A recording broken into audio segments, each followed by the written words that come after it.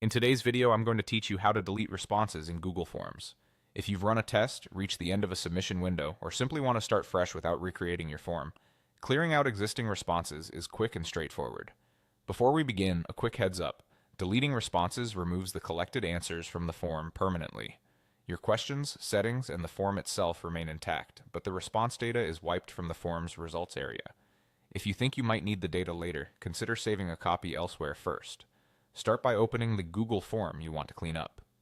At the top of the editor, you'll see two main tabs, Questions and Responses. Switch over to the Responses tab.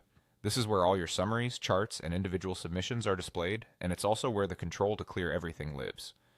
Look to the upper right corner of the Responses section for the More menu, represented by three vertical dots. This menu holds additional actions related to your responses. Click it to expand your options. From that menu, choose Delete All Responses. Google will show you a confirmation prompt to make sure this isn't an accidental click, since the action can't be undone from within the form. Take a moment to confirm you're targeting the correct form and that you're comfortable removing everything at once. When you're ready, click OK to proceed. Once confirmed, the form's response count goes back to 0 and the summary charts disappear. Your form remains fully usable, so you can continue collecting new submissions right away, as though you're starting a brand new response cycle. This is especially useful after a pilot test or between separate collection periods. A few important notes for clarity. Deleting all responses in the form does not delete the form itself or any questions you've written.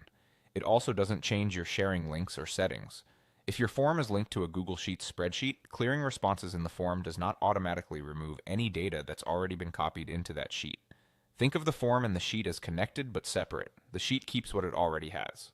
If you only wanted to remove a few specific entries rather than everything, you can delete responses one by one from within the form's responses area, which helps avoid wiping your entire dataset. And that's it. You've cleared your Google Forms responses and set yourself up with a clean slate for the next round of submissions.